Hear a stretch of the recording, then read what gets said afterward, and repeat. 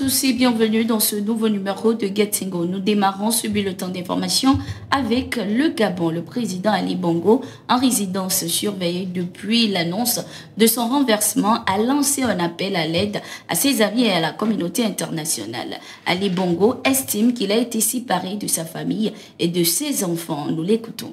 I'm Ali Bongo Ondimba, President of Gabon, and I'm to send a message to all the friends that we have all over the world to tell them to make noise, For the people here have arrested me and my family.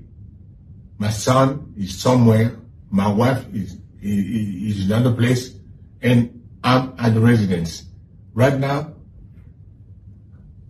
I'm in the residence and nothing is happening. I don't know what's going on. So I'm calling you to make noise, really. I'm thanking you.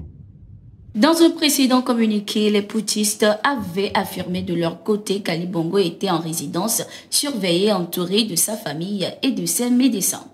Le général Oligui Nguema Brice est désormais le nouvel homme fort du Gabon après le coup d'État qui a déposé le président Ali Bongo. Il a été désigné après une réunion des généraux tenue ce 30 août 2023. Installé à la tête de la garde républicaine du Gabon en avril 2020, le général Brice Clotaire Oligui Nguema fait partie des personnalités les plus influentes du Gabon. Fils d'un officier général gabonais, Brice Clotaire Oligui Nguema choisit lui aussi le métier des armes très tôt en intégrant l'actuelle garde républicaine du Gabon. Formé à l'Académie royale militaire de Meknes au Maroc et ayant suivi le stage commando du centre d'entraînement commando en forêt équatoriale du Gabon, Brice Clotaire Oligui Nguema devient l'un des aides du camp d'Omar Bongo et le restera jusqu'à sa disparition en juin 2009.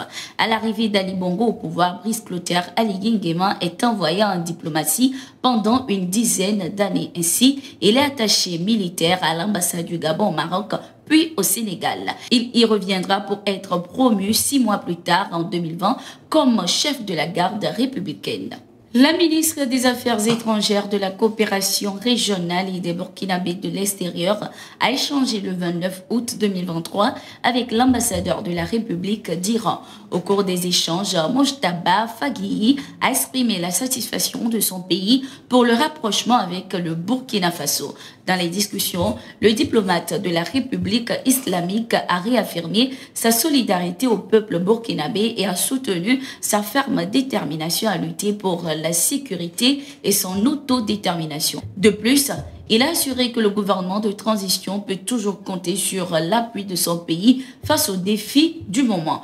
Quant à Olivia Rouamba, chef de la diplomatie burkinabé, elle a témoigné de la reconnaissance à la République islamique d'Iran pour l'ensemble des gestes de soutien à l'endroit du Burkina Faso. Notons que la ministre Rouamba a reçu une invitation de son homologue iranien pour une visite officielle à Téhéran. Ceci pour harmoniser les vues pour la tenue de la première session de la Grande Commission mixte de coopération entre le Burkina Faso et la République islamique d'Iran à Ouagadougou. Le général Abdel Fattah al-Burhan a rendu visite à son allié et voisin égyptien le 29 août 2023. Le chef de l'armée soudanaise a été reçu par le président Abdel Fattah al-Sisi à El Alamein sur la côte nord de l'Égypte.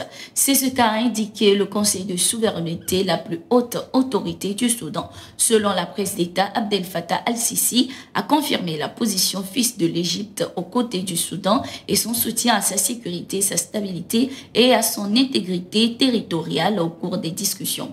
Le général Abdel Fattah al-Burhan a accusé les forces de soutien rapide de s'être rendues coupables de crimes de guerre, affirmant à une chaîne de télévision égyptienne que l'armée cherche à mettre fin à la guerre et à reprendre la transition démocratique. Il a également remercié la capitale égyptienne Caire pour le soutien et l'accueil réservé aux 280 000 Soudanais ayant trouvé refuge en Égypte depuis le début de la guerre. Rappelons qu'au moins 39 personnes, en majorité des femmes et des enfants, ont été tuées mardi à Niala, chef-lieu du Darfour Sud-Ouest, lors du combat entre l'armée et les paramilitaires des forces de soutien rapide FSR, selon un médecin et des témoins. C'était tout pour le bulletin d'information de ce jour. Merci d'être resté avec nous. Nous sommes en continu sur nos différentes plateformes.